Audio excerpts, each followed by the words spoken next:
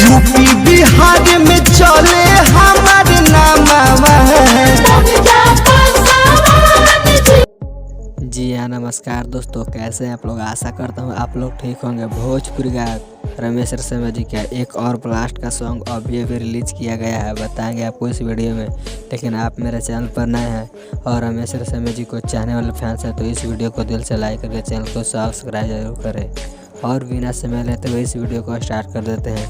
और आप लोग के बता दूं कि भोजपुरी गायक रमेश रसेमा जी का एक सॉन्ग आया था लगभग 1 महीना पहले। उस सॉन्ग का टाइटल था यूपी बिहार में चले पासवान जी के नाम, जो काफ़ी बवाल का सॉन्ग था। और इस सॉन्ग को गाए हैं रमेश रसेमा। और इस सॉन्ग को कौन लिखे हैं तो इस सॉन्ग को लिखे हैं मुनीलाल प्रदुमन जी। और म्यूजिक की बात किया जाए तो इस सॉन्ग में म्यूजिक दिए हैं इनके वर्मा, जो काफ़ी बवाल का म्यूजिक देते रहते हैं। तो आप लोग के बता दूं कि इस सॉन्ग का वीडियो 6/15 रमेश रसेमा ऑफिशियल यूट्यूब चैनल के माध्यम से रिलीज किया जा रहा है। आप लोग इस सॉन्ग को एक बार जरूर सुने। और आप लोग के बता दूं कि इस सॉन्ग काफ़ी बवाल का सॉन्ग है। अगर आप लोग रमेश रसेमा जी को चाहते हैं तो इस वीडियो को ज़्यादा से ज़्यादा शेयर करें। और मेरे चैनल पर रहे हैं तो मेरे चैनल को भी सब्सक्राइब जरूर करें। तो मिलते हैं नेक्स्ट वीडियो में, तब तक के लिए जय हो भोजपुरी समाज।